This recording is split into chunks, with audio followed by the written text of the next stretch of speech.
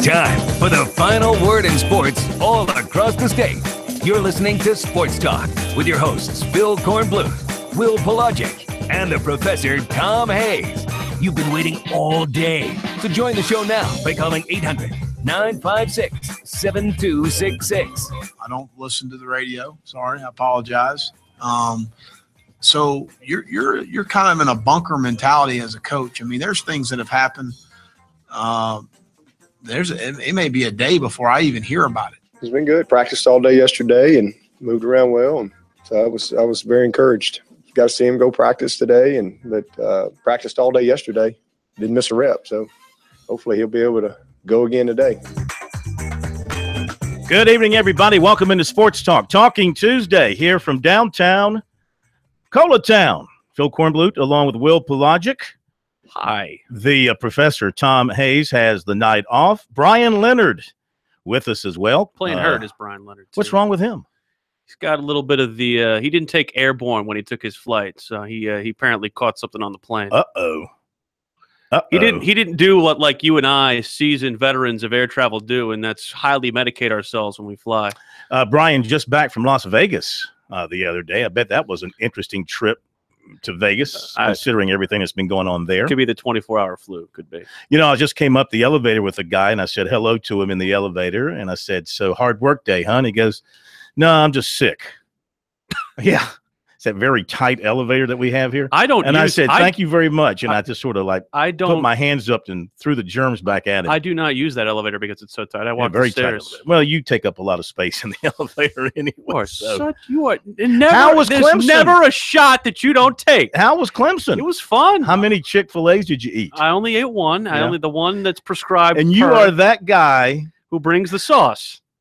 I brought my own sauce. You know, Dabo Co's bring your own guts. I brought my own Chick-fil-A sauce. That's very good. It's good stuff. So the sad thing here is that you actually collect Chick-fil-A sauce. No, I just whenever I go, I make sure to get an extra one. So and you keep it on the side. Yes. So you collect Chick-fil-A sauces. I don't collect. I get as many as I would need. How old was that sauce? It was maybe a couple days. Okay. It was a couple days. So anyway, is Kelly Bryant going to play or not? You know, he didn't definitively 100% stamp yes, but he basically did everything but say he's not going to play. He practiced all day Monday, said he did not miss a rep, as you heard in the sound beforehand, and really we asked him outright if he's going to play, and he says, well, he's going to practice today. We'll see what happens. So from that perspective, he didn't outright say, boom, Kelly's the starter, or at least he said he's still the starter on the depth chart, but he didn't say he's the starter on Friday night. But for all intents and purposes, they feel comfortable with the way that their plan works, because if they don't have him on Friday, they said that they will have a plan. But, you know, I think we'll be hard pressed to see anybody other than number 2 be first on the field Friday night. Yeah, and I think from some of the players, did they not intimate that Bryant was out there taking the snaps with the first team? Like I said, he didn't miss a rep. So it's not like he was limited. I know that they said for Sunday night's practice they might have limited him a little bit. But Monday, they said he didn't miss a rep, and they said that he was primed to do that on Tuesday. I'm not 100% sure if we'll get Wednesday availability with Dabo or not. That remains to be seen because of the fact that they do have an accelerated schedule. So they might practice a little bit later on Wednesday before the walkthrough Thursday when they fly up to Syracuse. And they did say that they will do a pre-walkthrough that they always do at the Carrier Dome because of the fact that I believe Dabo used the word unique to describe their atmosphere because of the way the lighting is there. And it's a dome. It's not like the Georgia Dome that has the highlights that are basically like sunlight for pass catchers and punt returners and things of that nature. The lighting is a little bit different up there, but from the standpoint of Kelly Bryant's availability, the thing that was on the minds of most, it just seemed like he will play and he will start for Clemson, at least from us looking at it from outside of the room. Okay, that's good news for Clemson. I exchanged text messages with Dan Radakovich today on a couple of things, and on my mind was the Friday night situation for the ACC. Yes. And I asked him, are teams required to play on Friday night? This was a big point of contention, not only on Dabo's Sunday teleconference, but also something I believe that was asked on this program yesterday. He said all teams are eligible to play on Friday, but only a few, Syracuse included, have shown interest in hosting a Friday game. Yeah. Then I said, would the league ever make you or any team host on Friday night, or is it strictly voluntary? For example, if they said, Clemson, you will play Georgia Tech on Friday night, do you have to do it? His response was no. What about Thursday? You didn't ask him about Thursday? Well, they've done Thursday before. Yeah. Thursday's not the big issue. Thursday's an accepted night. Right. It's the Friday thing Right. because it conflicts with high school football. Well, it's odd. And again, we talked about this yesterday. The reason Syracuse does it is because their program is at a state right now where they're not going to get a lot of nationally televised standalone type games. Like Clemson, whenever they play, they're usually getting an ESPN, ESPN2, ABC, and they're usually a high-intensity, high-vision game. This is a high-vision game for a program like Syracuse. Second year under a new coach. I mean, exciting quarterback, exciting receivers. I know that they probably don't have delusions of grandeur that they can actually win the game, at least from inside the athletic department. I know that the coaches are preaching a mentality like they can win. That's why you play the game. It's in the realistic mentality, it's an opportunity to get their program more on the map than they were. You play the game. Anything can happen when you tee it up. I get you. Upsets do happen. Point also, being, that's why they're doing it. One more note from Dan. I asked him when they have their first CFP meeting, and it is the last Monday of October. So that's when you can look for the first rankings to come out. You didn't ask him about the students and the turnout? No, because they issued a statement on that today. But you want to delve into that very quickly? It's funny. Dabo was asked point blank about why the students aren't there. This is what he had to say about that.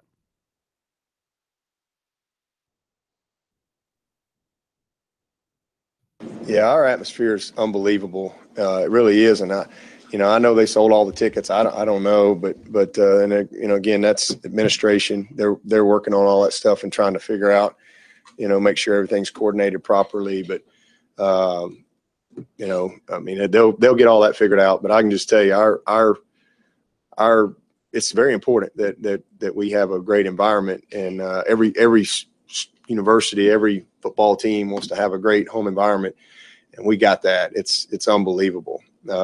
So I know there's been a few changes or whatever. I'm not in the weeds on all that stuff, so I don't really know. I'm trying to get a football team ready to play. That's my part. That's my job, and administration will handle all that other stuff, Joe Galbraith and all that crew. And I know that you and I have been kind of taken to task for singling out USC students and fans for not attending the Louisiana Tech game. Well, let's be clear. Let's be clear on this. It's a problem everywhere. Let's be clear on this. As far as we're concerned, and on our Twitter timeline, and people have been questioning us all day. And, I've made the decision. I'm not going to engage people in conversation on Twitter because you can't have a mature conversation with people on Twitter. If you take a negative position towards your school, they're going to attack you no matter how you try to explain your position. But I will go back and say that I was the one prior to the Louisiana Tech game, or in the first quarter, actually the end of the first quarter, who stated that I thought it was an embarrassingly low crowd at South Carolina for that game. I think my words were Gamecock Nation should be embarrassed. It was a crowd of under 60,000 for the second home game of the season on a beautiful day. And I expected more. Now, I was, of course, the Twitter people came at me like termites to old wood. And, I spent much of the day engaging them, which I should never have done because it's a losing battle. Now, we do a sports talk show for 2 hours every night. That's 10 hours. Much of that time, we take your phone calls. If you want to question me or Will about something like that over the air where we can have a mature conversation, we'll be more than happy to engage you that way. Now, as far as Clemson is concerned, they obviously are having a problem to some degree with student turnout for those students who sit on the Hill for whatever reason. But it does not compare to the 20,000 plus empty seats that USC had for the Louisiana Tech game. Now, let me say, for the Arkansas game, I pointed out what a great crowd USC had. I stated that very early. I said it looked like a very good crowd. It turned out to be an almost full house. And I pointed out that that was a very good thing for South Carolina. So, listen, you got to follow both ways. When you hear the negative, you also have to hear the positive. Attendance is a problem everywhere. It's not just in college football. It's in the NFL. It's not just students. It's not just alumni. It's everywhere. It's Clemson, South Carolina, Alabama, Missouri. I don't care where you are. It's been a problem. And athletic directors need to find a way to enhance the in-stadium atmosphere in a way that equals what it is on television. Oh, okay. We'll talk about that and catch you up on the Gamecocks after the break.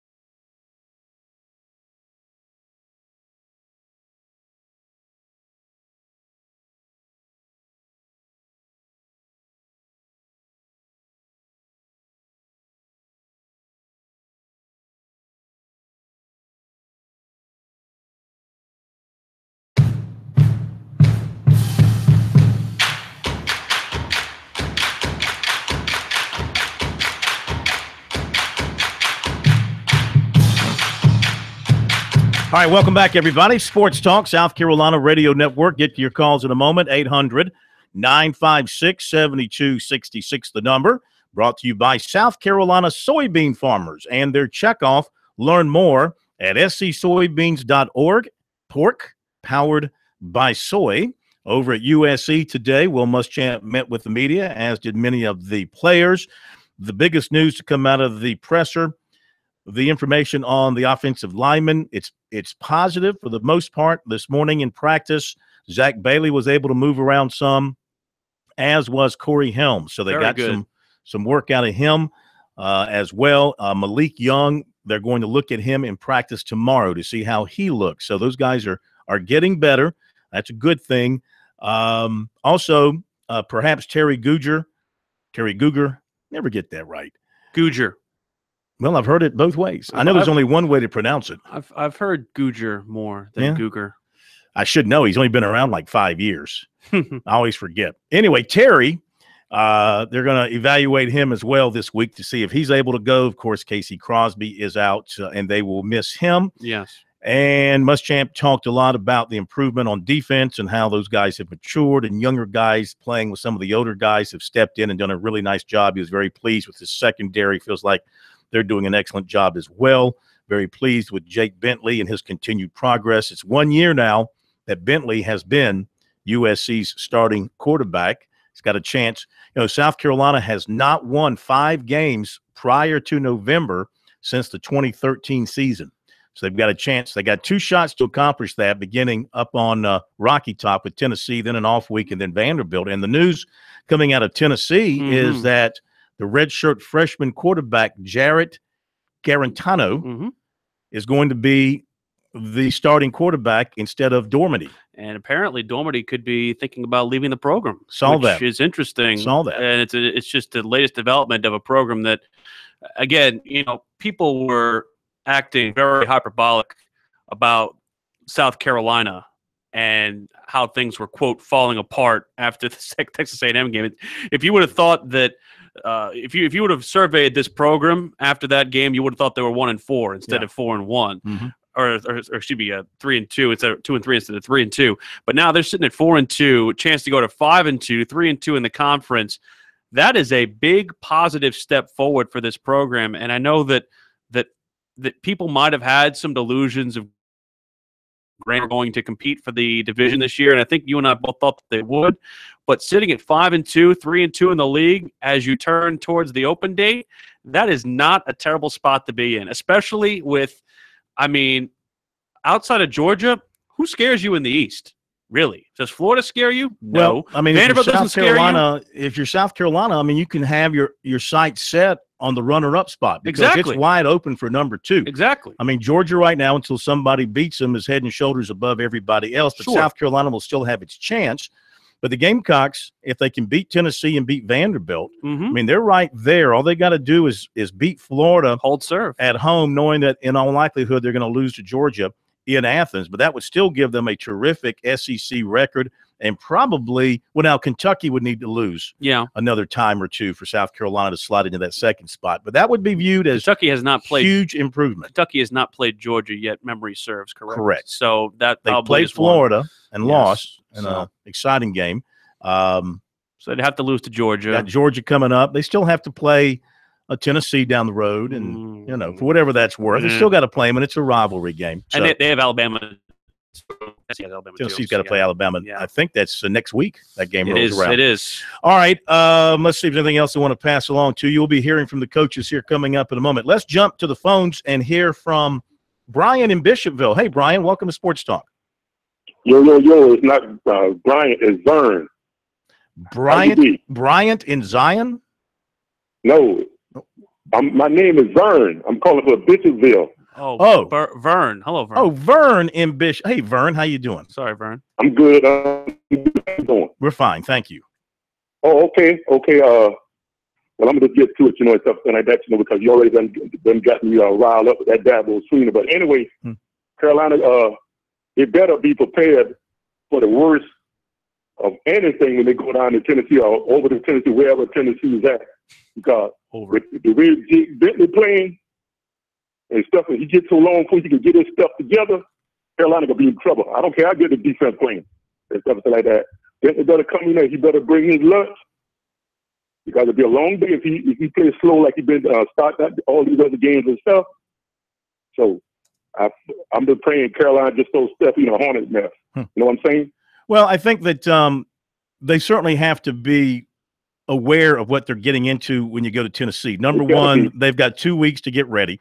Number two, starting a new quarterback, a new young guy, a highly recruited, highly talented guy, always energizes the fan base. They always want to see the next guy step in when things aren't going well. And the other thing is that Tennessee has got one of the top 3 or 4 running backs in the SEC, and John Kelly, a guy that rushed for 94 yards in Columbia last year. And I have a feeling that Tennessee is going to give him all the work he can handle against this Gamecock defense to see if they're up to the challenge of stopping him. Yeah, Carolina better be ready. Yeah. Well, Tennessee will be ready. Tennessee played dirty football, too. They will be ready. It's stuff like that. I don't switch to the best of Jake Benton and that sorry offensive line Carolina have. I don't wish them the best. Good night. Thank you. I will say this about Tennessee, and I keep referencing this game, the last game that Derek Dooley coached for Tennessee, because I was there. They played Missouri. They played to, I believe, a triple overtime game. And during that game, Tennessee fans turned on their own. Like, they were rooting for Missouri because they wanted to see that coach get fired. And Tennessee fans are out for blood to try and get Butch Jones fired. I don't think there's a single person in that state who supports him outside of the athletic office. So in that perspective, I know that his wife, I know that there's the great atmosphere at Rocky Top, and you and I have both been to Neyland Stadium many times and know what Tennessee fans do. But in my mind, you could see a very similar type atmosphere coming on Saturday afternoon, because now a noon kick, you're going to see a lot of that too as well. 11 a.m. Central Time kick. It could be a very strange atmosphere for the home team on Saturday afternoon. Let's continue with our phone calls, and we go to oh, come on. I'm not calling him that. Let's go to Glenn in North Charleston. Where'd you come up with this sports buzz crap? Well, that's the website. It's coming up. So it'll be sportsbuzz.com. What website? You're starting a website? Yep. And we're talking sports. We'll be entertaining for 3 hours, and then anything people want to stream in and talk. So you're going to be hosting? Yep. Wait a minute. You're going up against us? You're going up against the Big Kahuna? What time are you on? I'll be going on between 3 and 5. Ah, you're going to take the audience away from Bobby down there. You're challenging the Big Kahuna. Okay, good luck. Good luck, yeah, because I'm up for the challenge, But anyway, I think Carolina's going to win. In fact, I think they'll win the next 2 games because not keeping up with Vanderbilt, but they're a good team. But I think Carolina's motivated and they're perked up now, and I think they have a team now, and they're united with everything. And people that have been out are healing up. So, we might have a real good season. I wouldn't even mind 8-4. At least we'll go to a bowl. Yeah, I think that South Carolina will beat Tennessee as well. They're getting 2.5 points, so I think take the points if you feel like you need them. Remember last week I advised that you didn't even need the points. Play the money line for those of you who like to play along on those sort of things. But not that we encourage. No, this is just for amusement purposes only. Anything for entertainment purposes. By the way, I was sweating out the end of that game last night, boy. I took the under. For entertainment purposes. For entertainment purposes, I was entertaining myself, hoping for the under. And I just was, I had flashback to last Monday where a score was made in the last 2 seconds off that, throwback and all that kind of stuff. And I was just horrified that we were going to see the same thing last night. But for entertainment purposes. For entertainment purposes. It entertained me to the very end. Did it really? And so did Dave. Same for me. All right. Thank you for your phone call. But, yeah, I think the Gamecocks are going to win. Yeah. I just think they're the better team right now. And, Tennessee going through this quarterback transition, that's never really a good thing, though it worked for South Carolina last year when they did it with Bentley. Yep. We'll be right back.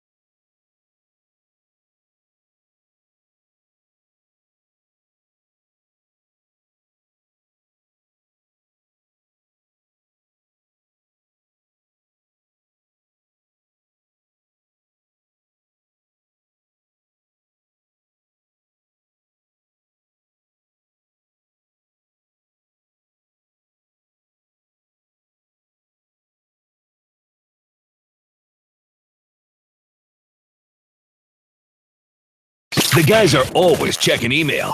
Send your comments or questions to talkback@sportstalksc.com. Now, more of Sports Talk from Columbia's Main Street. All right, welcome back in. Sports Talk South Carolina Radio Network. Over the airwaves across the state of South Carolina on more than 30 great radio stations. Should you ever lose us over the airwaves, you can always follow us on our website via our YouTube channel, Sports Talk SC. That's Will. That's Prince William waving at you, if you didn't know who that was. Really? And also, we're available, of course, streaming via the TuneIn app over several stations. Not to play favorites, I'm not, but our Columbia affiliate, The Point Radio, never preempts us. So if you lose us for whatever reason, you can't get to our website, the TuneIn app is great to get to us. Pull up The Point Radio, and you can have us with you wherever you go. If you're going out on a walk, if you're out on a drive somewhere outside the state, you want to listen to us. If you're in Australia visiting the Queen of Australia in Queensland, your relative, does she listen to us down there? No, is she aware that you are here with us? Her father used to listen to me when I worked on the network in Houston. Okay. I might have to get him tuned on to we have a standing agreement. I can go over there for an AFL, Australian Rules Football League game, if I entertain them to a college football game. So we might have to set something up either at Death Valley I think that's a great idea. Either at Death Valley or at Williams-Brice. Maybe we can get them here for the Clemson game. I think that's so cool that you are related to the Queen of Australia. We got to see if we can get them in for Clemson USC weekend. Well, good luck getting tickets for that. I think we could figure something out. All right, the Tigers are heading to the northernmost outposts in Syracuse. No, what's higher, Syracuse or Boston? What's more northern? Syracuse. Syracuse is farther north than Boston? Yes. Well, how is that? Because Massachusetts is above New York, is it not? By my geography? I'm looking at the map right now. Yeah. Anyway, they're going way up north to play the Orange of Syracuse. You'll be joining them up there as well. And you were there today as Dabo was breaking down the Orange, correct? Syracuse is way north. Way north of Boston? Way north of Boston. Okay. But go ahead with Dabo. Dabo Swinney not only talking about the status of Kelly Bryant, but how good it was to get the two quarterbacks, Zarek Cooper and Hunter Johnson, game experience with that Wake Forest game still in the balance. He's been good. Practiced all day yesterday and moved around well, and so I was very encouraged. How much did it help to get those game reps with the game kind of somewhat in the balance, at least score-wise, as opposed to what would be a lopsided score? I think it's good, really critical. I mean, the last week, that game was still well in the balance, big time, and against a good defense that presents a lot of problems. I'm telling you, I know y'all tired of me bragging on Wake Forest, but they're good. They're good. They're a good football team and well coached, especially defensively. Man, they're a problem, and will be for everybody they play. So for them to have to go in and play ball and execute, it was great experience for them. We just, to see them go win the game. That game wasn't won. That's something that can definitely help them get better. When y'all recruit people like Hunter and Zarek who could be starters elsewhere, what's your pitch to still get them to come here? It's the same pitch as is everybody else. It's not really a pitch; it's the truth. I just tell them the truth. It's a great place. If you come to Clemson, hey, we're gonna help you get better.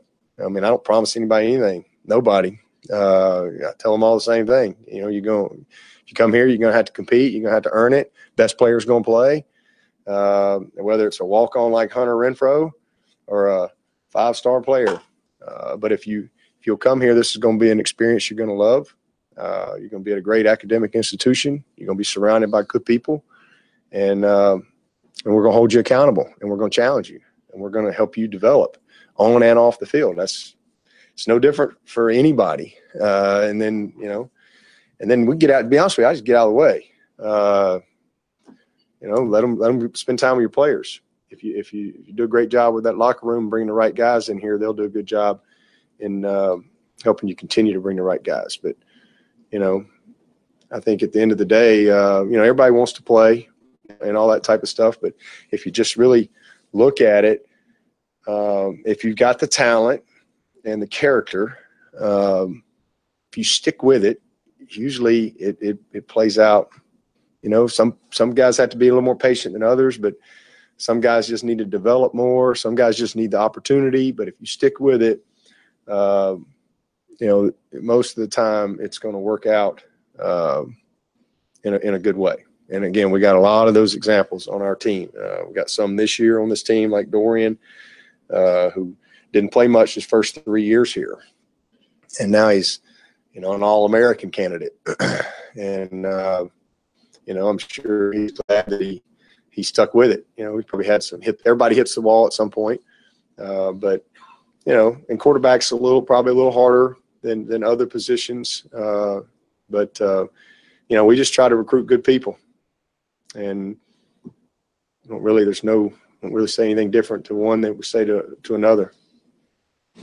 With Kelly practicing and moving around well, is it fair to say he's a starter? Or is it still a wait and see thing as the week goes on? Is it fair that – oh, no, Kelly's a starter. Yeah, that doesn't change.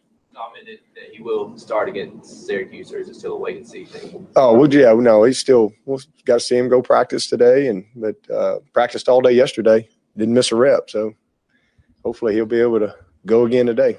See, a little I don't want to say cryptic, but to me, that's enough for me to say that he's going to start and play on Friday. Yeah. There's no question in my mind. If he's practicing – he's starting. I mean, sure. There's no, from a performance standpoint, there's nothing happening there. None of the other guys are emerging to overtake him, and he's not playing poorly. He's still playing at a very high level. He didn't have his best game before the injury against Wake Forest for whatever reason. If I remember, he had a bad interception there early in the game. He threw an interception. You didn't see the guy sitting in coverage, and there was some execution issues that I think befell him in that contest too. But in my mind, you know, he's the best option at quarterback. Now, I will say this.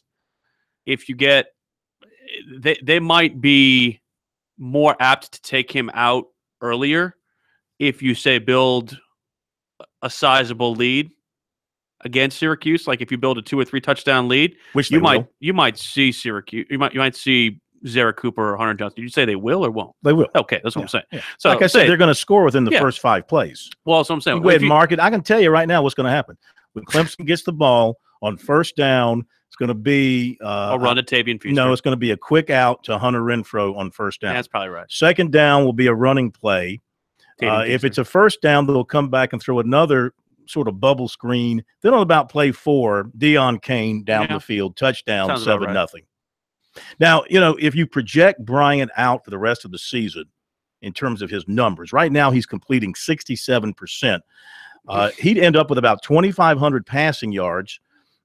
He's only got 4 touchdown passes right now. Now, I don't know if that's a concern to them or not, the lack of touchdowns through the air. Now, they've offset that with 21 rushing touchdowns. He's got 7 rushing touchdowns to 4 passing touchdowns. Corn, they don't discriminate on how they get to the end zone. They just want to get there, in my opinion. Well, my point is, if you run up against a defense in a little while, say like NC State's or somebody who takes away the running game, can you dig deeply enough with this passing attack to get in the end zone? The thing that Clemson has done on offense is that they have exposed their defenders' weak links. Like they exposed Wake Forest's inability to cover the run game last week because of the fact that they ran for, I think it was, again, another 300-yard day for them on the ground. So, and there are games where they haven't ran well and they've passed well, like Louisville. So in that vein, they have always been able to take advantage of what you and your defense don't do well. Yeah.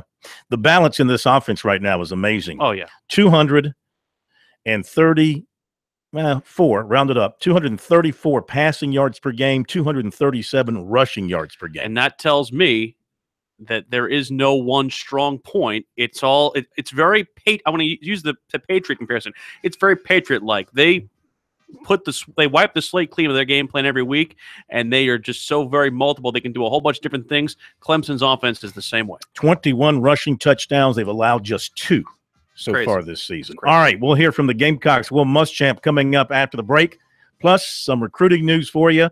More of your phone calls are welcomed as well. 800-956-7266. Talking Tuesday here on Sports Talk.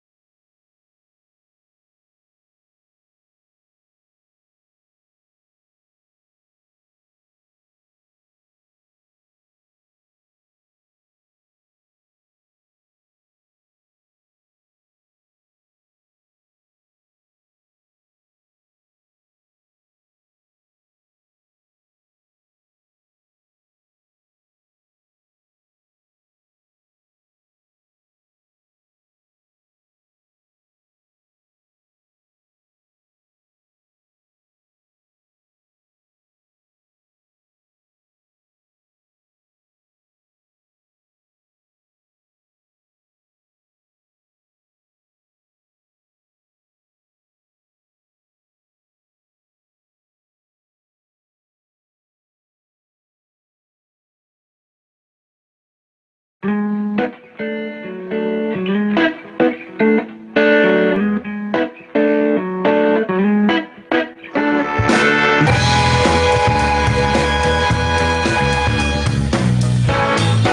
right, a Talking Tuesday, not a shouting Tuesday, a Talking Tuesday here on Sports Talk. A reminder, tomorrow night at 6:20, we will have the exclusive announcement of the Mr. Football finalists in South Carolina. 6:20 tomorrow. Coach Keith Richardson will join us, and this reminds me to tell you about the good people at South Carolina Electric Cooperative. Everything that we do, well, not everything, but a lot of things we do here made possible by the South Carolina Electric Cooperative, the sponsor of this year's annual Touchstone Energy Cooperatives Bowl. You can find out more about the co-ops and what they're doing across the state. Go to their website at ecsc.org and save the date, December 9th, 2017, Touchstone Energy Cooperatives Bowl in Myrtle Beach. I'm kind of offended that Will Muschamp said he does not listen to our program. He said that he doesn't listen to the radio, doesn't read the papers. I'm a little offended. They listen. They read. They got. Don't fall for that. Isn't that what they make the GAs do? That is the. I'm wondering. What's the word I'm looking for? That is the default put down of coaches to the media. Well, I don't listen to anything that you say or read anything that you write, but I sure heard that you said this or you wrote that or da-da-da-da. They had a GA that used to listen to me when I was in Missouri. They had a GA that was literally assigned to listen to me. That was his job. I'm like, that's how you get in your degree? Really? That's awful. Listen, it would be wise to listen to the media to hear what is being said, and some of the stuff could perhaps help you in some form or fashion. Not everything being said out there is a bad thing, is a negative thing. But if people are saying some negative things, perhaps if you're open-minded enough, you can take that to heart and apply it and fix some things. Yeah. Speaking of Muschamp, everybody's happy this week because they beat Arkansas and beat them up really, really well. Now they're getting ready to go to Tennessee as about a 2.5-point underdog. His thoughts on the Vols? Offensively led by John Kelly. He's an outstanding football player, leads them in rushing and receiving, runs violent, great competitor. We got to do a good job of handling him in the run and the passing game. We do a really good job with him. Defensively led up front, you got Kongbo and Vickers and Tuttle and McKenzie, all guys that are hard to move inside, and they're always very good on special teams. From an injury standpoint for us, Zach Bailey and Corey Helms both moved around to practice today, and we'll see how they continue to progress through the week. Malik Young we're gonna look at tomorrow, and Terry Goozier's still questionable. So I'll open up for any questions. Well, just looking at when talking about your defense before the year, you said that you would move guys around and put them in the best positions instead of relying on one set scheme. Have you seen that happen through these first 6 games where you kind of mixed and matched to what your guys do? Mm-hmm. I think that we've done a really good job of matching guys together on the field, whether it be an experienced guy like T.J. Brunson and Sky Moore with maybe a lesser experienced player like Sherrod Green or Eldridge Thompson. An experienced player like Taylor Stallworth or York Jones with a less experienced player like Javon Kinlaw or Kobe Smith. In those sort of situations, I think our defensive staff's done a really good job of managing that. We've been very fortunate. We've been able to stay healthy on the back end because we're very thin there. And but I think we've progressed well. We've improved tremendously from game 1 to now, and that was a sort of improvement we certainly needed. I think we all see NC State had a pretty good offensive football team. So I think we've made some improvements. Will, this is kind of the 1-year anniversary for Jake as your starter. What's the biggest difference in him now versus the guy who walked out there to get ready for UMass? I would just total command of what we do, understanding of protections, just the mental side of it as much as anything. I think obviously physically maturation is easy to see, but just overall command of the offense, leader of our team, understanding the confidence and belief that our players have in him and the job that he's going to do.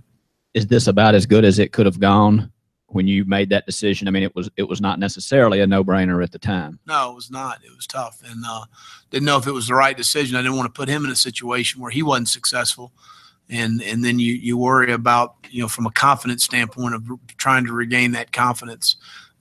So it's so delicate at that position, in my opinion. So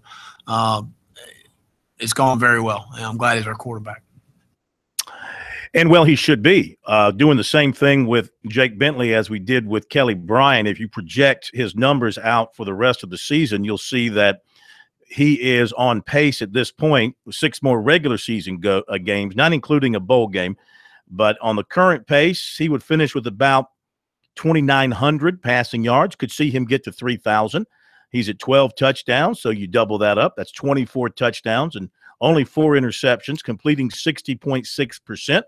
That would be one of the all-time great single seasons for a USC passing quarterback. Still like to see consistency out of the gate from him. He's had that problem with – Well, they worked on that today. Yeah. He said the problem has been in the summer he really concentrated and worked on moving in the pocket, and it's led to happy feet. And so what they worked on today and what they're working on this week is quieting his feet in the pocket. It's a hard habit to break. I guess. No, I'm telling you, I've seen it happen with guys who have that issue and guys who got to the league and still have that issue. Yeah. They haven't made it happen. Yeah. So they're working on that. We'll see if he's able to settle in and do well against Tennessee on Saturday. More from the coaches coming up. Let's go to Saluda. Bulldog Bert. Oh, you're just so full of it right now, aren't you? Well, it's not being arrogant. It's just that we that good. But you know what? Let me just go ahead and burst your bubble. You're not better than Alabama. No. You're not better than Clemson. You're not better than Penn State. No. I just threw that in there. I don't know. We'll see. You think you should be in the playoffs at this point? Going to make the playoffs? I predict that we will jump Clemson when we beat Auburn. Get out of here. Yeah. Where y'all get Auburn this year? We are. I think we're actually going to Auburn. I think we're going in the plane. Have fun. Yes, sir. Have fun. Always do. Have some orangeated tumors drug for me. Jake Fromm is the best quarterback in the nation. Ooh, I don't know. What are you going to do next year with Jake? Nick Chubb is the best running back in the nation. What are you going to do? I know you don't worry about next year now, but you're going to have, Fromm will be back. I imagine that. What's his name? Who's hurt? Jacob Eason. Jacob Eason will be back, and now you got the Fields kid committed. What are you going to do? It's a luxury of riches there. Reload might go back to back. You don't never know. Back to back what? Back to back national champion. Oh, get the heck out of here! Get the heck out of here! It's time to sell out and believe in Georgia. I might have to drive down to Athens. There's been some selling out going in down there in Athens, but it's got nothing to do with dreams and beliefs. I can tell you that. Jeez, that's a lot. I mean, here's what you got to worry about. I mean, before you get to the postseason, is how many Bulldogs are going to be suspended for various violations of the penal code there in Clark County. The law at Clark County is saying these students are nice young folks and doing the right things. Is that a fact? And it's just getting better and better every day. You've never seen Georgia come down with any heavy massive suspensions, have you, Corn? That's never happened before. No, not in Athens. That's never happened before, right? Not with Kirby. I mean, Kirby does everything the right way. All right, anything else, Bulldog Bert, before we let you go? Well, anyway, I would just like to say that we're going to beat Missouri this weekend. I'll go ahead and out on a limb and make that prediction. Ooh. You're not bragging, okay? I mean, come on. You should, with that kind of sports breakdown, you should start a website. Bulldog Bert on sports. Just trying to pick on the Missouri guy. I see how it is. It's not nice. All right, thank you, BB. We appreciate that. It's not nice to hit a wounded animal like that. It's really bad. I mean, listen, you got to give Georgia its due. They're playing great football right now. I don't think they're better than Alabama or Auburn, though. But they're going to run up against some defenses. They're going to make that running game a challenge, and I haven't seen it yet where Fromm is that great as a freshman where he can pass you silly. Their story has yet to be fully written. Corn. Yes, as has the story for a lot of different teams at this point. That's why you got to play the season out and see what happens. All right, we'll be back. More from Muschamp, more from Sweeney. Recruiting coming up too. Don't go away.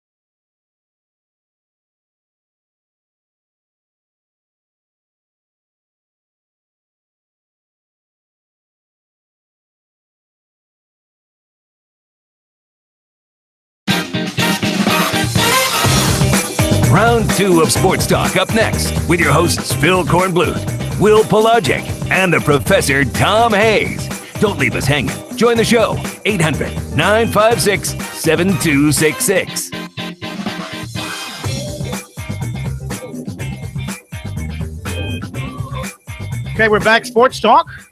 Sports Talk. South Carolina Radio Network from downtown Columbia. Your final word in sports every night here in South Carolina, from the coast to the mountaintops. Not quite to Rocky Top, but to the mountaintops of South Carolina. Your most informed sports talk show, your most definitive sports talk show, your most... Don't say it when you're talking that it's the best looking sports talk show. Thank you. I'm going to let you say that for me. That's not the you right. Stepped right into it for me. That's not correct. Thank you. Thank you for saying that. I am sorry. That is not right, as Alex Trebek would say. Recruiting coming up. Clemson has just gotten a commitment a couple of moments ago from a 2019 defensive back. We'll tell you about that. That's called a tease. We'll tell you about that in just a moment. Plus more from Will Muschamp coming up, as he's going to talk about dealing with all the outside noise when your fan base is grumpy, because he knows what that's all about. And that is what is happening up at Tennessee, of course. Back to the phones, and we're going to go next to Dave in Columbia. Dave in Columbia. Hello, Dave. How are you? Philip, how are you doing, my friend? Outstanding. Awesome. I always have to track you down. You change radio stations like I change wives. Oh, come on, Dave. We've been here for, good gracious, 34 years. No, 3 years on the point. On the point, yeah. But you're right. Now, before that, we were 20-some-odd years at one spot, Dave. I know. I've only been divorced once. Okay. I know. We But probably anyway, had something to do with that, considering the fact that you were always listening to us and never paying attention to your bride. That's a very good point. Yes. Yeah. She made comments about that. But anyways, but I just wanted to address some of your issues last night. First, I want to compliment you on Aaron Rodgers leading the league in touchdowns this year. Thank you. Having a phenomenal year. Yes. Yeah, nothing and to do with the number 2 in the league, who's only played 3 games, is Deshaun Watson. So he's in pretty good company there. And you had a question, and you were wondering why all the USC fans, left at halftime and what was going on. I don't know if you've been watching or looking on the internet at all the sex videos that are going on at USC, not only in the stadium, but outside of the stadium. So all the what? The sex videos that are going on at USC inside the stadium and outside the stadium. So there's probably a good reason why they're not coming back after halftime. Well, I haven't seen nor heard. Are you implying that people are kind of getting busy instead of watching football? They are getting busy and posting it on the internet. Now, are you pulling my leg here or what? No, I swear, Google it. I am not Googling that. Okay, well, I don't think we can do that on our company internet. Yeah, that would be blocked. Yeah. And then a report would be sent to our boss, and look what Prince William was trying to check out. Oh, sure. It blames it on me. Blames it on me, right? You blame everything bad or nefarious on me for reasons I can't fathom. Now, I am not aware of that happening. Do you have proof? Going on, and it is. Oh, yeah, it's very. Have you seen it with your own eyes? Yes, unfortunately, I've got friends that message me like every weekend. There's a new video. One was in the stadium this past weekend. Oh. So yeah. So I don't understand. I mean, come on. I will just say I was at Clemson last week. Yeah, I was in the press box. I did not leave. But all I can say is, mamas, don't let your babies grow up to be Gamecocks. Oh, anyway, man, that's not nice. All right, what else is on your mind? The last thing, wait. The Feinbaum whole deal, this guy has much credibility as Corey Miller. I mean, these guys are as objective as, what's his name, Bulldog Burt? Yep, Bulldog Burt. Nobody has, I mean, the guy is an Alabama homer, and Corey's a USC and Alabama homer. So, you can't take any credence in what they say. But it's good talking to you, man. You too, man. I'm glad you caught up with us. And now that you got a lot of spare time on your hands, keep in touch. Keep that preset where it is. All right, I just want to make a USC tailgating spot. Sounds like a good Okay. time. You might find a future wife there, it sounds like. Good luck. I hope not. Thank you. Thank you very much. Corn, I try to keep in tune with what happens in the millennial age. That is one thing that is not on my radar. Agreed. That's first I've heard of anything like that, and I don't really care to follow up on that, to be quite honest with you. Whatever happens outside the stadium is the business of those carrying on. I always thought none of my eyes are, you know what? I have binoculars.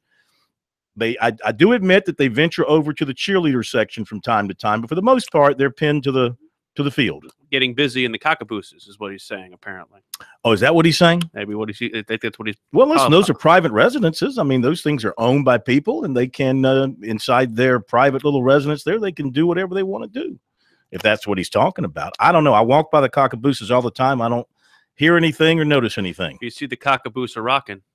I don't hear anything or notice anything, and I'm not looking for anything. Can I do recruiting? We have a call on hold. But that's okay. Yeah. They're not going anywhere. I'm going to do recruiting here because Clemson has just landed a commitment. He just announced it a couple of moments ago, within a few minutes, from 2019 defensive back Joseph Charleston of Alpharetta, Georgia. Very nice. He is obviously a highly recruited player out of the state of Georgia. Obviously. He was at Clemson this past weekend, I do believe, for their Wake Forest game. And so he says respects his decision. I love the way they do that. I mean, like, okay, who's going to disrespect your decision? If this is your decision, you put it out on Twitter. Stupid fans. Respect my decision, please. So he commits to Clemson, so the Tigers go into Georgia and pluck another plum from the Peach State. How'd you like that? No, I didn't like that. Pluck another plum from the Boo. Peach State. That's lame. Now to women's basketball tonight, Dawn Staley finds out if she can lure a top-notch player with her national championship ring all the way across the country. 6'2" Aquira DeCosta of Sacramento announces tonight at 8:30 Eastern time. There is a link if you want to watch it. You can do a Google or do a Twitter of Aquira DeCosta, and you can probably find that. She made officials to USC, Southern Cal, Louisville, Tennessee, and Baylor, which reminds me, can I say something to the people that run the scoreboard at South Carolina and put the scores up? Do you at least think in your own stadium that you would not refer to Southern Cal as USC? Could you at least give your fans just a smidgen amount of respect by referring to Southern Cal as Southern Cal and not USC? The scores go up on the scoreboard. Southern Cal's score goes up, and it's up there as USC. And I'm thinking to myself, that's just brainless. That is just brainless. Inside your own stadium, that's just brainless. They should give you a segment that says, what really grinds my gears. That's what you That's are. one of them. That's the thing. Sticking with women basketball, 6'4" Olivia Nelson Ododa of Winder, Georgia, will visit UConn this weekend. She's already been to USC and Florida State. 2021 prospect. It's a long. How old would she be? That's long. Courtney Rittenberry of Snellville, Georgia, made an unofficial visit to USC for women's basketball. Now to football. Defensive end Jarrett Jackson of Palm Beach Gardens, Florida, was offered by USC Monday. He's been a Louisville commitment since August, and he has several other offers. Should be 14 years old on that one. 14 on That's that scary. prospect. I probably could get arrested for mentioning that. Yeah. Linebacker Connor Shugart of Spartanburg was offered a preferred walk-on spot by USC last night. He has a Furman offer. He's a Shrine Bowl selection. Among the recruits at Clemson Saturday, 2020 linebacker Devin Johnson of Paintsville, Kentucky. He camped with the Tigers last summer and got a chance to see how Brent Venables works as linebackers. He said he's very interested in Clemson, the family approach. He is interested in the Tigers. Of all the places he's been, he said the facilities are second to none. He's been hearing as well from Kentucky, Tennessee, Vanderbilt, and Penn State. He goes to Tennessee November 4th and Vanderbilt November 11th. His father knows Will Muschamp from his time at Eastern Kentucky, and he might camp with the Gamecocks next summer. Tight end Elijah McAllister of Rumson, New Jersey, has not heard from USC since his unofficial visit for the Kentucky game. He's hoping that will change once the Gamecocks see his senior film of him playing defensive end. He's been a tight end, but now he's playing defensive end, and that appears to be the position teams like him for now. We'll be right back with more in a moment.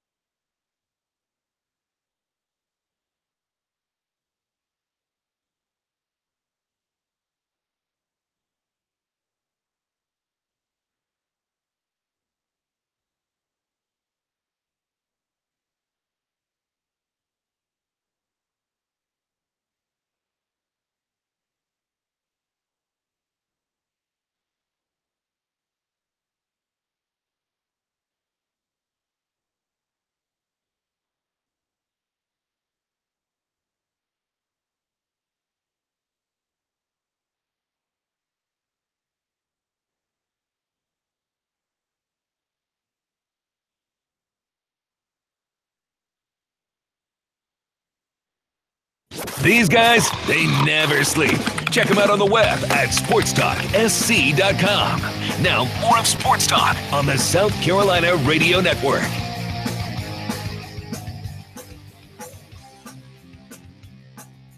All right, back we are. Sports Talk, South Carolina Radio Network. Let me wrap up the recruiting report for tonight, talking about tight end Elijah McAllister of New Jersey. So he's playing more defensive end, and schools are now looking at him for that, and they should. They've only played 3 games in New Jersey this season already. 3 games is all they've played. 5 sacks in 3 games and 9 tackles for loss. He took an unofficial to Boston College recently. Rutgers and Purdue are coming in to scout him soon. And let's see. Baseball. USC has landed a commitment from infielder George Khalil of McLennan Junior College in Texas. He's a native of Australia. G'day. Last season, he batted .304 with 3 homers and 26 RBIs. Maybe he knows my cousin. Yeah. The Queen of Queensland.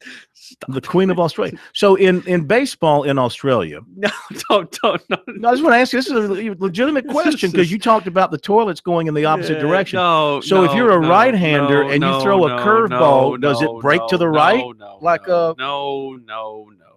That would be a screwball. If you're a right-hander and it breaks to the right, it'd be like a screwball. Does it go the natural way? That is incorrect. Okay. That's incorrect. No, it does go the natural way. It goes the natural way. Okay. All right, that's it for recruiting. I knew exactly where you were going. Of course you did. I'm easy to read. Your mind is swirling in the opposite direction. Very easy to read. Can't wait till we do a show from Australia. That's going to be neat. We'll do a remote. Well, we got to get USC or Clemson to play there. Does the Queen have any like pet kangaroos or anything like that? I've actually held a pet koala. Ooh. In my on my back. What does it feel like? It digs its nails into your back. It's bad. Yeah. That was at the estate, the Queen's estate. No, at an Australian petting zoo. There's pictures. Rockingham Palace. No. Just making these things up as I go along. Prince William. Let's go to Alan in Spartanburg for our next phone call. Then more from Muschamp. Hello, Alan. Hey guys, how are you? Good. What's up, Alan? I'm gonna tell you, I gotta know did USC recruit this kicker thinking, hey, that's what we need. That's exactly what we need. Did he come out of high school so inept? I mean, I'm not talking about barely missing field goals. I'm talking about duck shots over in the band section. I mean, this is crazy. I've never seen somebody on the collegiate level so bad. Well, they're both walk-ons, Alan. And I believe Parker basically came as he didn't even kick last year, if I remember correctly. Neither one did. And I think not even at any level. And I think Parker came in as because Ortre Smith, I guess, saw him kick or whatever. I think they were high school teammates, correct? Wando. Yeah. So in that regard, you're lucky to have a kicker on the roster, let alone the 2 that you have right now. Did they use up all their recruiting slots on borderline linemen? Did they not say, hey, we need a kicker, don't we? Plenty of schools. We need a kicker? Plenty of schools across the country who are at a national championship level don't use scholarships on kickers. Yeah, to be quite honest with you, their needs were so great everywhere else that they spent their scholarships for position players, and they roll the dice with the field goal kickers. Now, Parker White is the guy right now. He's 4 of 11. He's 2 for 2 inside of 29, and he's 4 for 5 inside of 39. The problem is beyond the 39, from the 40 and beyond, they haven't made a kick. It's just the long ones that they're having a problem. They've got the leg. It's just getting it fundamentally sound to keep that accuracy for those longer kicks. He's going to hit one. I bet you it may happen against Tennessee. He didn't miss that first. Was it the first one or the second long one this past Saturday? One of them came close, as I remember. Yeah. But you're right about duck hooks. He's had a couple of those. Listen, I'm not going to say what you're saying is inaccurate. Field goal kicker is too important of a position Kentucky's a fine example of that game. Is a fine example of if we had a better kicker. But it's such an inexact science. I mean, you see kickers all over the country missing kicks in college, and so much of that particular skill is an inexact science. And in my mind, I look at it and I say, I look at it and I see, too many kickers are inaccurate. There are not that many good ones. I mean, how many good kickers do you think are in the NFL?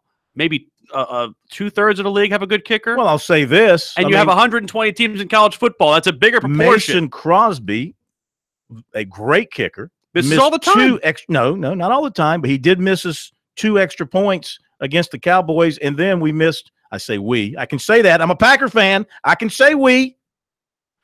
We missed a 2-point conversion. That's 4 points that we could have used. Didn't need it. Turned out okay. I'm not saying. We won. Beat the dirt-eating, yellow belly, snake-headed Cowboys. I have a hard time criticizing collegiate athletes. I will criticize some if they do something egregiously bad, especially if it's off the field.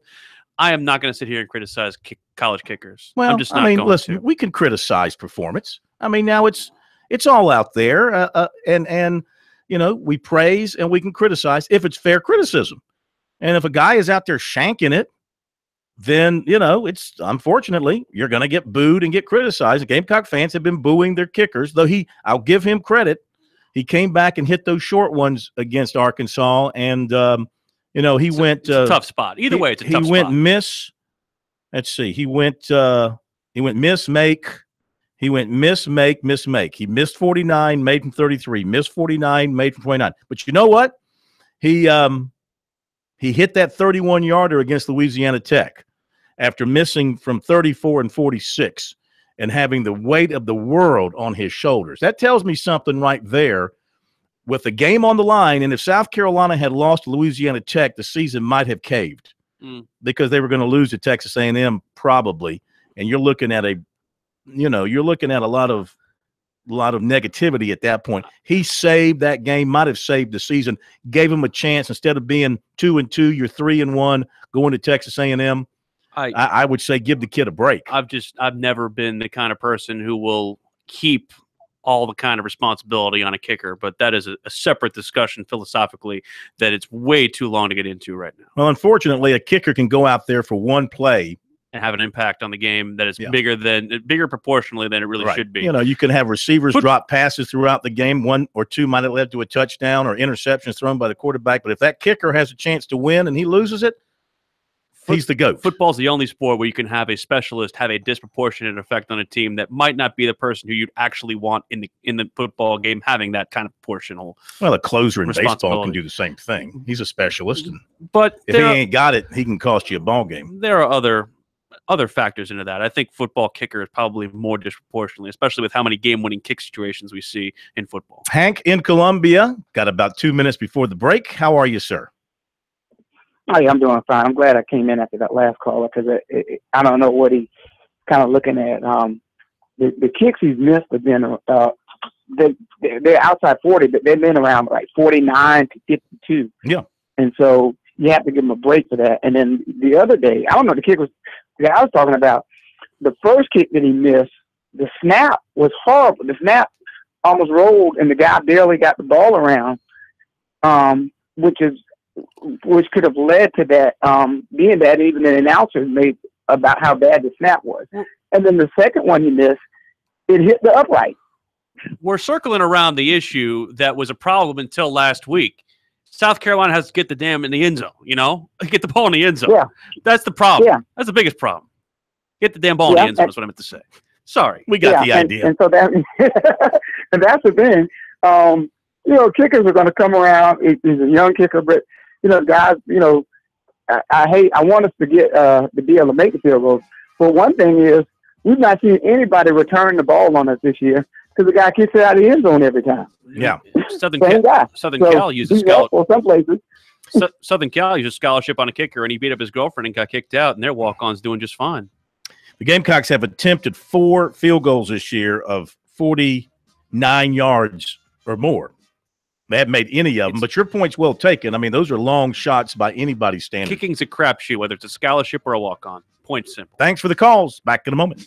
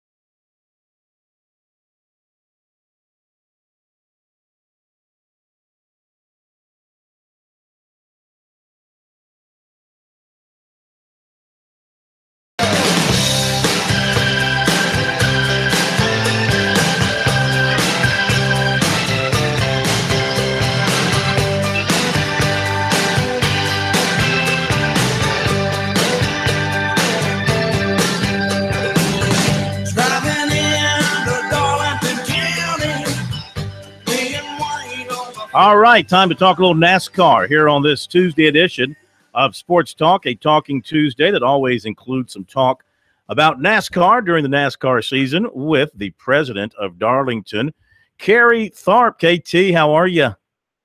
Doing great, Phil. How's it going down there? Man, we're doing great, doing great. Good to have you with us. So, Martin Truex, who's been winning from the front and winning by dominating and winning stages and winning races, Doesn't maybe have his best car coming off the truck, didn't have his best car early in the race, through the middle part of the race, but at the end, they had that car right, and man, what a strong, impressive win for him at Charlotte.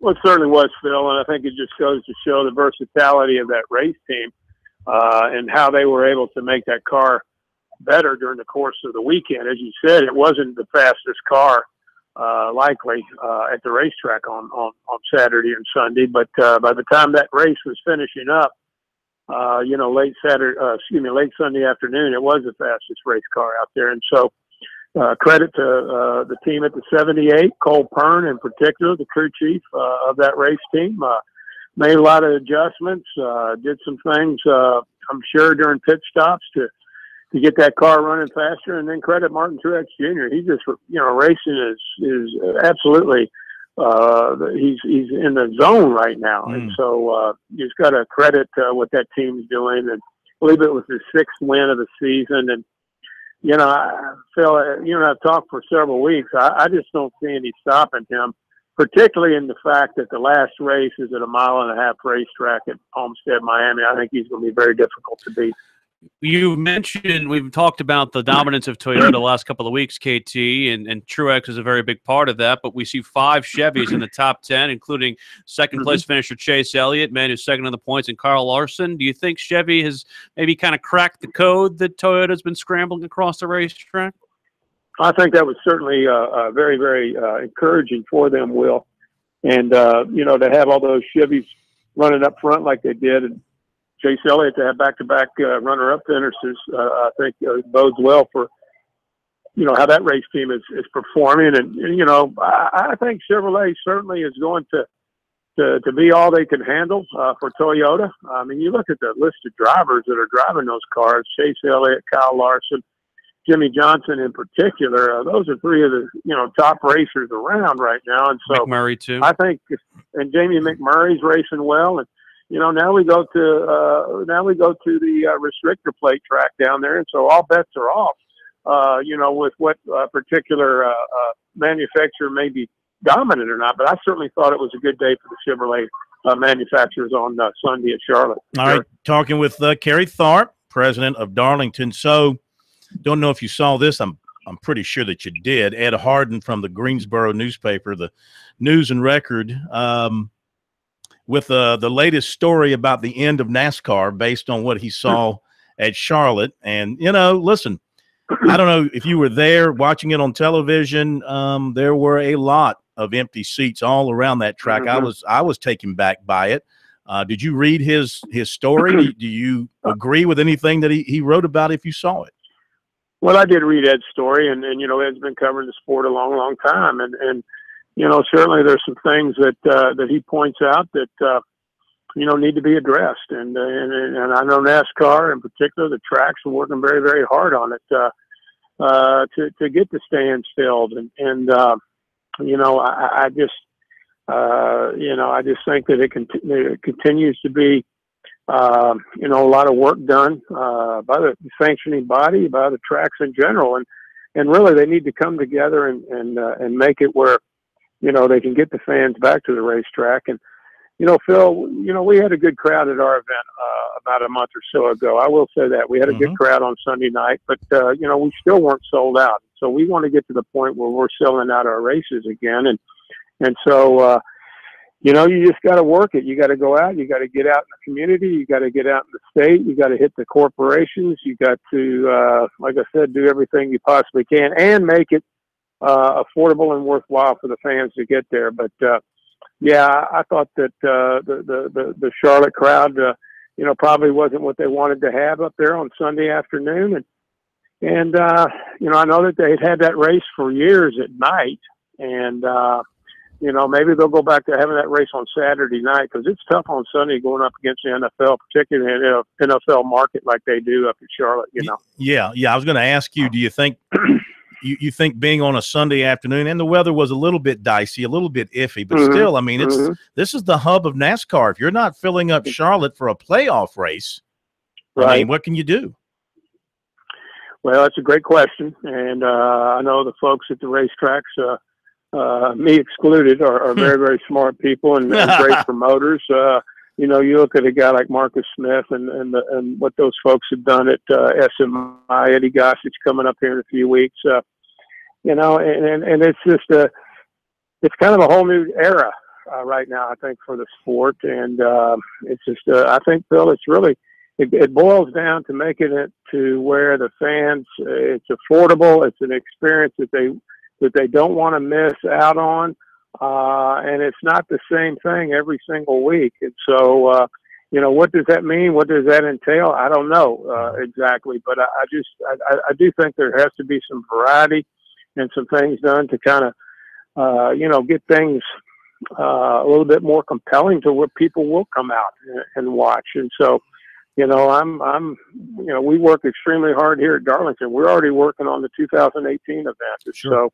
So, you know, you can't just rest back and think that people are going to come out like they used to, because I think it's a different age. It's an off-the-wall suggestion, and it probably gets me laughed out of the building, but has there been any talk amongst, you know, track owners and the folks who are in the business of NASCAR like yourself to maybe, you know, like you said, moving off a Sunday, maybe doing Saturday or even some stuff during the week just to kind of to change it up and maybe attract a new audience in that realm? You know, Will, I think that's a good point, and I know the folks at NASCAR are open to just about anything. And you know, I've talked to several of them, and you know, perhaps a midweek or late in the weekend race, or excuse me, late in the week race is the way to go. I don't know. You know, it's NASCAR is a little bit of a different type of sport because so many people travel from out of town. Right. To go to the event. That might work well, you know, in a metropolitan market. I'm not so sure if it works well in a smaller type market or a rural area, but I'm sure that they're going to look at some things in the off season. And I can guarantee you this: they won't leave any stone unturned. They'll do everything they can to make the event exciting, to make it entertaining, and that's what we're in. We're in the sports and entertainment business, and so, you know, sometimes you just got to sit back and kind of put yourself in the fans' place and say, you know, what would I want? What does it take? What do the fans really want? And just try to go from there. Who decides which Monster Energy girl gets to stand next to the winning driver? I'm just wondering. I was watching that. Well, that's a great question. Yeah. I can tell you that I have absolutely nothing to do with it. Yeah, nothing to do with that. Huh? Yeah. No. I just want to commend whoever made the choice for Charlotte. I just want to commend the selection. I was suspecting folks at Monster Energy and you know, the group of marketing people that, you know, they're some of the best marketers in the world, the folks at Monster Energy. So my hat's off to them for being able to you know, handle that post race and get that out there. My hat's off to you, KT, for not grasping the low-hanging fruit that Phil provided.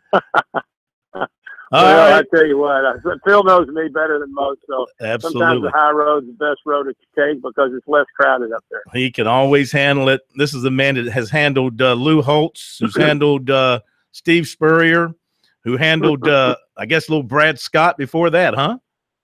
Oh, absolutely. Yeah. Sparky Woods and Joe Morrison even before that. Oh, okay. Good gracious. So, you know, we've had a lot of coaches and both men's and women's basketball and football over there, and had a lot of good times working with you. I can tell you that. Oh, same here.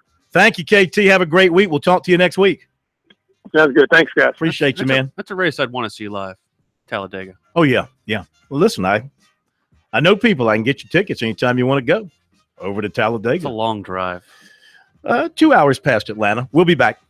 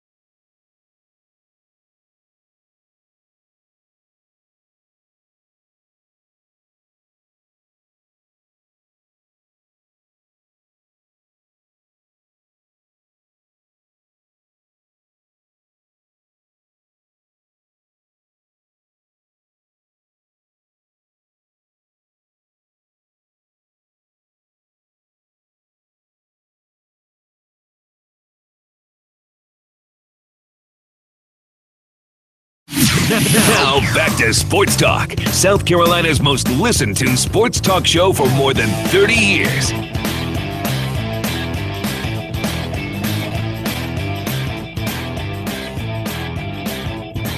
No, it's so hard working with you because I can't get you.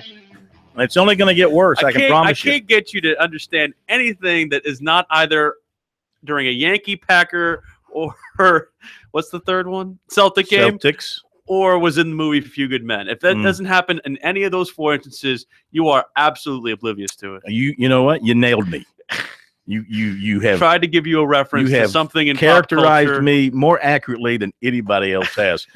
Got to do the high school report here, brought to you by Farm Bureau Insurance. With new auto insurance rates from Farm Bureau Insurance, you could be saving a lot of money, even if you've received a quote before. Rates are now more competitive than ever, so get a no-obligation quote today at favrates.com. Let's give you the rankings from the high school sports report for this week. In 5A, Fort Dorchester is number 1, followed by T.L. Hanna and Dutch Fork, Spring Valley, and Spartanburg. Then it's Burns, Conway, Sumter, Greenwood, Somerville. In 4A, South Point, number 1, followed by North Myrtle Beach, Hartsville, North Augusta, and South Aiken. Then Belton, Honeypath, Greer, Greenville, Berkeley, and York. 3A is Chapman, number 1, followed by Dillon, Newberry, Gilbert, Chester, Walhalla, Manning, Emerald, Bluffton, and Broome. In 2A, Barnwell leads the way, followed by Abbeville, Cheraw, Saluda, Carvers Bay, Southside Christian, Liberty, Lee Central, Bamberg, Earhart, and Andrews. And in 1A, Lamar is number 1, followed by Hemingway, Lakeview, Baptist Hill, Williston, Elko, C.E. Murray, Wagner, Sally, Louisville, McCormick, and Dixie. There you go, the rankings, high school sports report. Some final words from Muschamp and Sweeney on this Talking Tuesday. Muschamp, knowing kind of what Butch Jones is going through. He went through it at Florida where, you don't win. People grumble, people talk, people call for your jobs. He was asked today, how do you deal with that? Well, I don't know that you address anything with your football team. That's not really you're not going to be able to shut off Twitter and limit or stop that negativity. That's not going to stop. So I think as a coach, you're somewhat of in a bunker mentality. And I get up really early and come in here. I leave late at night. I hate to disappoint all of you. I don't read any of your articles. Not that I had time or want to, but I don't.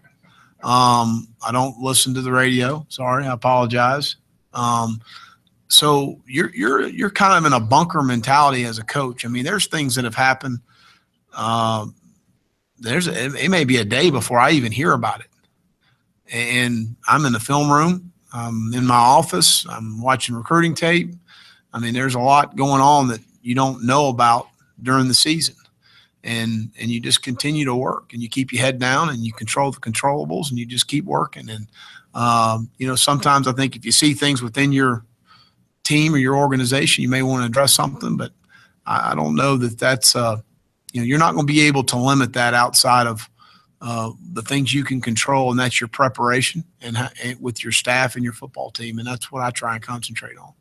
Last year, at this point, this team was 2-4. You guys are 4-2, 2 wins away from being bowl eligible. AJ Turner said he's seen guys, care more. There's more buy-in. What have you seen as you been over this program now? Biggest difference from last year to this year, and what's that process been like up to now? Well, I think we have a very close-knit team. I think that a lot of guys, especially I've been very pleased, and I said this Saturday, about how our older players have accepted the younger players in the program and how they've helped them along and mature through this process. And again, we're at the midway point as far as the 6 games are concerned, but there's a lot of football to play, and we got to continue to improve. And that's one of the things that I've liked has been our work ethic and how we've gone about practice. And today it was a very humid morning on the practice field, and I thought we got a lot accomplished. So continuing to prepare the right way will create our separation as we move forward for Saturday afternoons. All right, Will Muschamp on this Talking Tuesday, brought to you by South Carolina soybean farmers and their checkoff. Learn more at sesoybeans.org. Pork powered by soy. Dabo Sweeney evaluates the Syracuse Orange. They got good players. You know, their quarterback, this Dungy kid, is a very good player. He's big. He's a 220-pound plus guy, 6'3", very accurate, very confident in what they do.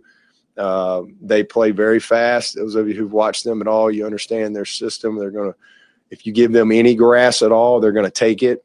I mean, they get the ball out quick, really hard to get to him.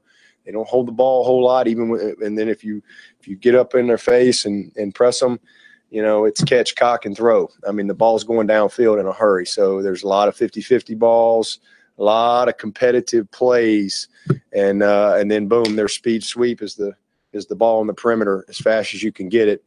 And then, oh, by the way, they got a 290-pound running back this year.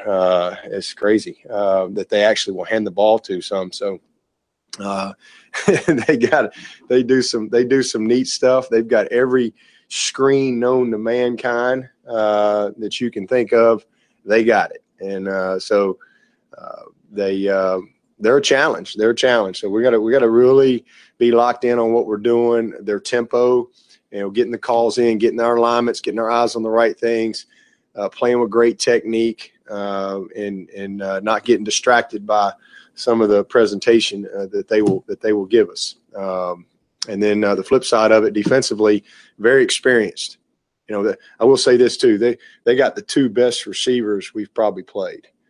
Them two cats right there, number 3 and number 8, they're the real deal. In fact, when I watched the tape, when I got done watching the tape, I was like, dang, I thought Mike Williams was in San Diego. That number 8 catches everything. I mean, guys hanging on him, going, you know, falling out of bounds. I mean, 50-50 balls. He catches just about everything. So he's going to be a real handful. And then they give number 3, he's all over the place. You know, he's in the slot. He's motion guy. He's outside. He's screen guy. They're going to touch it. But those two guys combined, they lead the country right now in receptions as a duo. And Ishmael, number 8, leads the nation by himself in catches. So this is a legit group. Got an excellent tight end to go along with it. But defensively, got 16 guys back who started last year at some point. And so you got a lot of experience. They've got good depth up front. They're playing 8 guys in the defensive line. They've got 4 or 5 guys at linebacker. They're not as deep in the secondary at safety. They've had a couple guys get hurt, but they're really good. So it's a good group, and they pressure not quite 50% of the time, but close. Just a ton of pressures. You know, inside pressures, outside pressures. So they force you to be very, very disciplined. And if you're not communicating, if you're not on the right page, then you got a guy coming free and you know, it's a tackle for loss or sack or whatever. A lot of run stop pressures. But you know, again, just a good football team. You got to go up there and you got to execute well. And, you know, you're going to have a fight on your hands, but excited about it. I will concede Syracuse does bring a lot more offensively than they have traditionally. And Dino Babers has that program going in the right direction. However, no match for Clemson this weekend. No, I don't think so. Like I said, I think Clemson will jump out to the early lead, take the starch out of the crowd at the Carrier Dome. But Babers is doing a nice job. Yes. He's slowly building the program. I've seen other good quarterbacks there in the last couple of years when Clemson has played them. Yeah. And they've done nothing. Since 2013, since Syracuse joined the ACC. They had Greg Paulus up there, didn't they? For a short time. But since joining the ACC and playing Clemson regularly, Clemson's 4-0, and all 4 wins have been by double digits. And one of the things, too, as Clemson continues to get better, these other schools will close the gap. There's no question about that. And I asked Brent Venables about that. You'll hear his answer about how much the defenses have changed in a later program this week. Yeah. Check it out on our website, too, as we put more of the coverage from today's press conferences at SportsTalkSC.com. Don't forget, tomorrow night, 6:20, we'll have the Mr. Football finalists for you here on Sports Talk. Looking forward to that. And SC Wild Day tomorrow, too. Absolutely. Have the captain back with us. Thank you, sir. Thank you, Brian. Have a great night, everybody. We'll see you tomorrow.